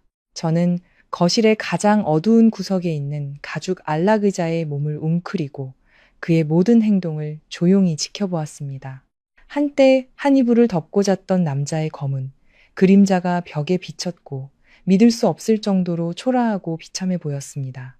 그는 벽에 걸린 풍수 그림을 뜯어내 제가 전혀 알지 못했던 벽 속의 금고를 드러냈습니다. 그의 떨리는 손가락이 서둘러 비밀번호를 눌렀고 삑삑 하는 건조한 소리가 고요한 공간에 울려 퍼졌습니다. 금고문이 열리자 그는 미친 듯이 반짝이는 금괴들을 긁어모아 어두운 색의 여행 가방에 서둘러 쑤셔 넣었습니다. 그리고 다른 사람의 이름으로 된 위조 여권, 그가 국경을 넘어 밀입국하기 위한 부적과도 같은 것이었습니다. 인간의 탐욕은 끝이 없었습니다. 궁지에 몰린 순간에도 그는 오직 재산을 챙겨 도망칠 생각뿐이었습니다. 그는 자신을 대신해 산더미 같은 빚더미에 앉아있는 법적인 아내를 조금도 생각하지 않았습니다. 민혁이 막 여행 가방의 지퍼를 닫았을 때 어두운 방구석에서 딸깍하는 금속 소리가 단호하게 울렸습니다. 저는 낡은 지포 라이터에 불을 붙였습니다. 작은 불꽃이 타오르며 제 차갑고 무표정한 얼굴을 밝혔습니다. 저는 담배를 깊게 한 모금 빨아들였고 폐 속으로 퍼지는 쓴맛을 느꼈습니다. 지금까지 담배를 피워본 적이 없었지만 가느다란 연기가 공중에서 춤을 추며 속임수에 타는 냄새와 함께 마지막 남은 추억마저 태워버렸습니다. 갑작스러운 불빛의 민혁은 깜짝 놀라 바닥에 가방을 떨어뜨렸습니다. 쿵 하는 둔탁한 소리가 났습니다. 그는 획 돌아섰고 그의 눈은 마치 머나먼 저승에서 돌아온 유령을 본 것처럼 저를 뚫어지게 쳐다보았습니다. 극도의 공포가 경련하는 그의 얼굴 근육에 선명하게 드러났습니다. 그는 제 평온함 앞에서 할 말을 잃고 더듬거렸습니다. 저는 두 손가락 사이에 담배를 끼고 입꼬리를 살짝 올리며 냉소적으로 차분한 목소리로 말했습니다. 어디 멀리 여행 가시나 봐요. 저한테 말도 없이? 바람처럼 가벼운 질문이었지만 그것은 수천 근의 무게를 담고 혼란에 빠진 범죄자의 마음을 곧장 내리쳤습니다. 그는 그 자리에 못 박힌 듯 서 있었고 이마에는 식은땀이 흥건했습니다. 신사적인 사업가라는 가면은 완전히 산산조각 났습니다. 한때 우리의 자랑이었던 이 저택은 이제 흉포한 짐승을 가두는 완벽한 덫이 되었습니다. 저는 서둘러 심판하지 않고 이미 손안에 먹잇감을 쥔 사냥꾼의 눈으로 그를 조용히 바라보았습니다. 그 순간 저는 제가 그를 위해 맹목적으로 바쳤던 청춘의 세월이 문득 서글퍼졌습니다. 저는 한때 화려한 승진 기회를 포기하고 든든한 버팀목이 되어주기 위해 뒤로 물러나 그저 평온한 가정을 꾸리는 것만을 바랐습니다. 하지만 잔인한 현실은 제게 값비싼 교훈을 가르쳐 주었습니다. 잘못된 곳에 베푼 친절은 결국 자신을 찌르는 칼날이 되어 돌아온다는 것을. 이제 눈물은 말랐고 연약함은 묻혔습니다. 제게 남은 것은 잔인함과 정의를 되찾고자 하는 갈망뿐이었습니다. 민혁의 처음의 두려움은 자신이 제게 속았다는 것을 깨닫자마자 광적인 분노로 변했습니다. 그는 궁지에 몰린 야수처럼 으르렁거렸고 그의 눈은 잔인한 분노로 핏발이 섰습니다. 바닥에 금이 가득 든 가방을 내버려 둔 채 그는 제게로 달려들었습니다. 그의 커다란 두 손이 제 목을 졸라 부서뜨리려는 듯 뻗쳐왔습니다. 그는 이를 악물고 증오로 가득 찬 목소리로 으르렁거렸습니다. 이런 년, 감히 나한테 덫을 놔? 널 죽이고 갈 거야. 그 극도의 난폭함에 직면해서도 저는 다른 연약한 여자들처럼 피하거나 공포에 질리지 않았습니다. 저는 의자에 가만히 앉아 희미한 흰 연기를 내뿜으며 뒤틀린 그의 얼굴을 두 눈 똑똑히 뜨고 바라보았습니다. 그의 거친 손가락이 제 목에서 몇 센티미터도 채 남지 않았을 때 저는 평온하게 턱을 들어 천장 네 귀퉁이를 가리켰습니다. 저는 차가운 목소리로 한 글자 한 글자 또렷하게 말했습니다. 저 위를 잘 봐요. 그런 멍청한 짓을 하기 전에. 허공에서 멈칫한 민혁은 반사적으로 제가 가리킨 어두운 석고 천장을 올려다보았습니다. 장식용 조명 틈새 깊숙한 곳에서 작고 붉은 적외선 불빛 4개가 조용하지만 위협적으로 계속해서 깜빡이고 있었습니다. 그것은 진우의 철저한 감시 아래 클라우드 플랫폼으로 실시간 데이터를 전송하고 있는 최첨단 보안 카메라 시스템이었습니다. 지금 그의 어떤 폭력적인 행동도 즉시 그를 살인 미수죄로 기소할 수 있는 확실한 증거가 될 것이었습니다. 민혁의 손이 살짝 떨리더니 천천히 내려왔습니다. 그의 난폭함은 마치 바늘에 찔린 비눗방울처럼 순식간에 사라졌습니다. 몸의 기력이 모두 빠져나간 듯 했습니다. 그는 몇 걸음 뒤로 물러서다 비틀거리며 제 바로 앞에 무릎을 꿇었습니다. 한때 권력의 정점에서 비를 부르고 바람을 일으키던 자가 이제는 자신이 경멸했던 아내의 발 아래 엎드린 것입니다. 그는 땀으로 젖은 얼굴을 들어 저를 쳐다보았고 그의 목소리는 비굴하고 애처로울 정도로 떨리기 시작했습니다. 민혁은 두 손을 모으고 비굴한 말로 계속해서 애원했습니다. 유진아, 내가 잘못했어. 제발 이번 한 번만 용서해줘. 계좌 동결만 풀어주면 당장 깨끗한 돈으로 3천억을 나눠줄게. 저는 그의 뺨을 타고 흐르는 악어의 눈물을 보며 역겨움에 속이 뒤틀리는 것을 느꼈습니다. 3년간의 부부의 정이 결국 생사를 건 도박판 위에 무정한 숫자로 평가되는 것이었습니다. 저는 몸을 숙여 손가락 끝으로 그의 턱을 들어 올려 조금의 감정도 남지 않은 제 눈을 똑바로 쳐다보게 했습니다. 저는 극도의 경멸을 담아 대답했습니다. 당신의 3천억, 참 크네요. 안타깝게도 그건 가난한 사람들의 피와 눈물로 산 돈이라서요. 인간의 마음은 무서울 정도로 얇았습니다. 법의 심판 앞에서 모든 도덕적 가면은 깨끗이 벗겨졌습니다. 그는 여전히 얇은 희망에 매달리며 계속해서 절을 했습니다. 제가 그에게 다시 시작할 수 있는 살기를 열어주기를 바라면서 민혁이 애처롭게 울부짖는 것을 내버려두고 저는 무심한 태도를 유지하며 피우다만 담배를 재떨이에 천천히 비벼 껐습니다. 저는 코트 주머니에 손을 넣어 진우가 차 안의 프린터에서 급하게 인쇄해 가져다 준 컬러 사진 한 장을 꺼냈습니다. 단호한 동작으로 저는 그 사진을 차가운 나무 바닥에 던졌습니다. 잔인한 남편의 코앞에 덩그러니 놓였습니다. 그는 고개를 숙여 내려다 보았고 사진 속 주인공이 누구인지 알아차렸을 때 그의 눈은 찢어질 듯이 커졌습니다. 사진 속 유라는 2명의 여경에게 제압당해 경찰차에 오르고 있었고 머리는 헝클어지고 얼굴은 핏기 없이 창백했습니다. 그녀는 자신의 죄를 덜기 위해 비밀 자료를 빼돌리려다 경제수사팀의 사무실에서 바로 체포된 것이었습니다. 민혁의 손이 떨리며 사진을 집어들었고 그는 의미 없는 단어들을 중얼거렸습니다. 마치 뇌가 이 잔혹한 현실을 받아들이기를 거부하는 것 같았습니다. 저는 가슴 앞에 팔짱을 끼고 목소리는 차분하지만 면도날처럼 날카로웠습니다. 당신의 가짜 혼인신고서가 만능 부적이라고 생각했어요? 오만함이 그의 이성을 가렸고 그가 회계감사 전문가와 맞서고 있다는 사실을 잊게 만들었습니다. 저는 그의 모든 어리석음을 폭로했습니다. 당신은 회계팀장의 자존심과 직업 윤리를 건드렸어요. 법의 허점을 찾아내는 방법을 아는 금융 전문가를 당신 같은 졸부들은 절대 이해할 수 없죠. 제 심장은 한때 사랑 때문에 피를 흘렸지만 제 이성은 비열한 금융수법 앞에서 결코 무너지지 않았습니다. 민혁은 바닥에 머리를 밟고 헝클어진 머리카락을 두 손으로 감싸 쥐었습니다. 모든 것을 잃은 자에 막힌 울음소리가 터져 나왔습니다. 그는 상대가 너무 강해서가 아니라 곁에 있던 아내의 지혜와 끈질긴 인내력을 너무 얕보았기 때문에 무너진 것이었습니다. 극도의 암울함이 공간을 지배하던 그 순간 멀리서 경찰차의 날카로운 사이렌 소리가 들려왔습니다. 그 소리는 점점 커지며 하늘의 그물이 이미 포위했음을 알렸습니다.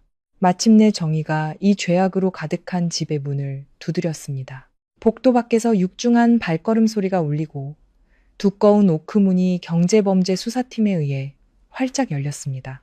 고성능 손전등에서 뿜어져 나오는 몇 줄기의 눈부신 비치 민혁의 얼굴을 훑었고 그는 극도의 공포 속에서 손으로 눈을 가려야 했습니다. 선두에 선 수사관이 들어와 손에 든 긴급 체포 영장을 들고 사기 및 자금 세탁 혐의를 큰 소리로 낭독했습니다. 민혁은 저항하지 않았습니다.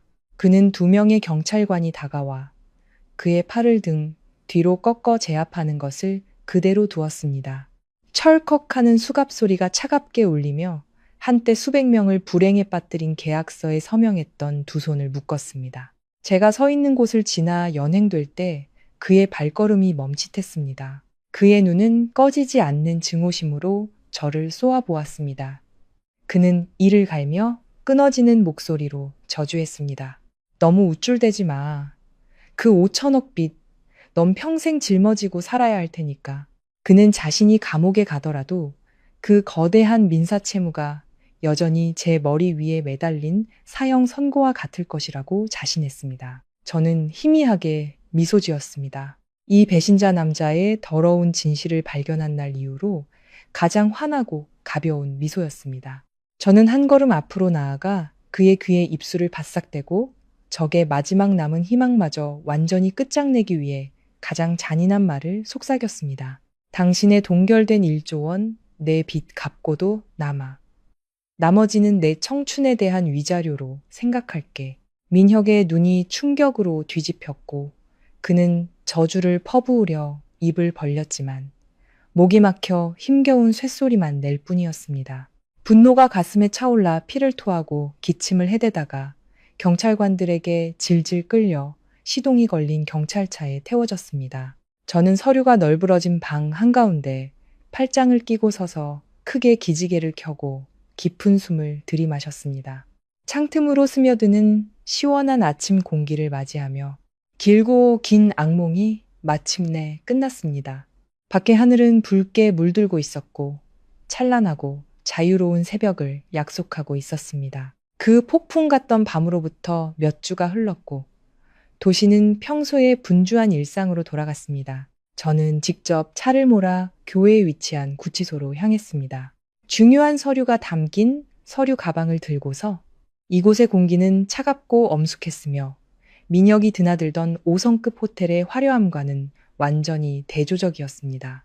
무거운 철문이 귀를 찢는 소리를 내며 열렸고 자유의 빛과 완전히 분리된 감금의 세계가 펼쳐졌습니다. 저는 차가운 플라스틱 의자에 앉아 제 인생을 무참히 짓밟은 자와의 마지막 만남을 끈기 있게 기다렸습니다.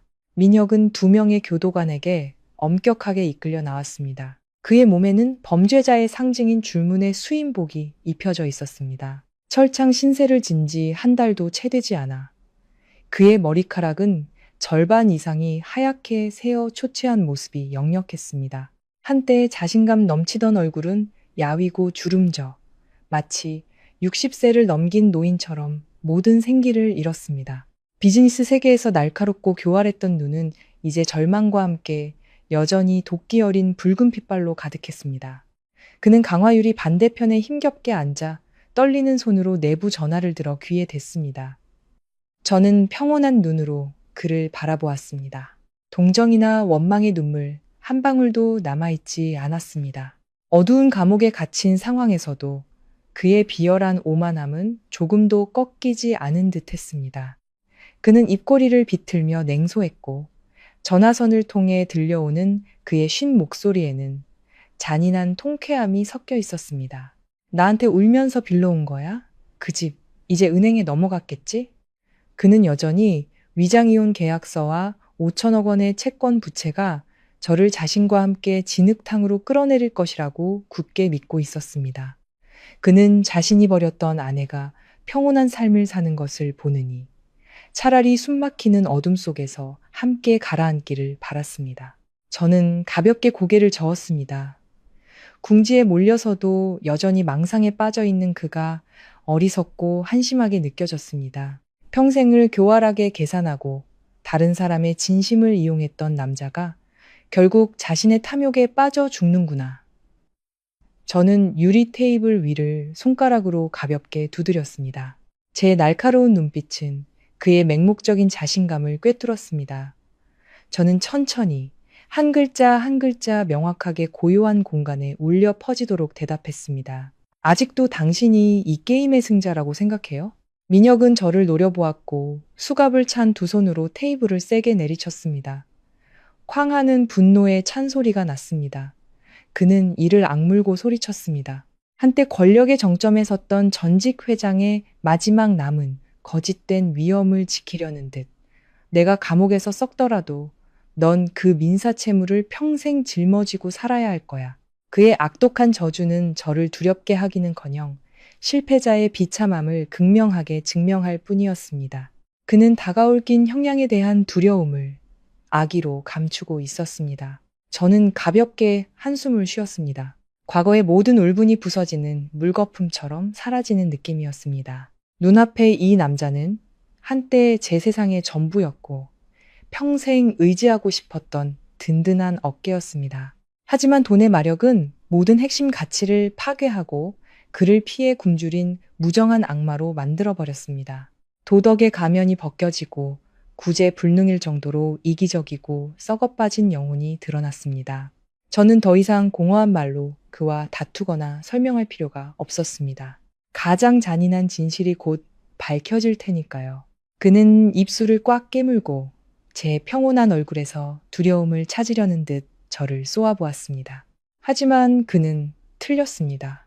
제 연약함은 그날 새벽 공항 기둥 뒤에 숨어 서 있던 그 밤에 죽었습니다. 저는 서류 가방의 잠금을 열고 관공서에 붉은 인감이 찍힌 서류철을 천천히 꺼냈습니다. 이것이 그 비열한 남자의 모든 헛된 환상을 완전히 끝장내고 그의 죄에 대한 대가를 치르게 할 마지막 일격이 될 것이었습니다. 저는 서류 앞면을 강화유리에 바싹 붙여 굵은 글씨가 민혁의 눈에 똑똑히 보이도록 했습니다. 희미한 형광등 불빛이 합법적이고 선명한 확인 도장이 찍힌 채무인수 계약서라는 글자를 비췄습니다. 제가 모아둔 가족 재산 일부를 처분하여 얻은 깨끗한 자금으로 저는 채권 추심 회사와 조용히 협상했습니다. 그리고 5천억 원에 달하는 그 채권 부채 전부를 단 500억이라는 매우 저렴한 할인된 가격에 사들였습니다. 이것은 완전히 합법적인 채권 매매 거래였고 저를 보증인해서 그의 유일한 채권자로 만들어주었습니다. 민혁은 눈을 가늘게 뜨고 두꺼운 유리를 통해 종이 위에 글씨를 읽으려 애썼습니다. 그의 얼굴은 순식간에 핏기가 가셨고 그는 몇 분 전에 오만하고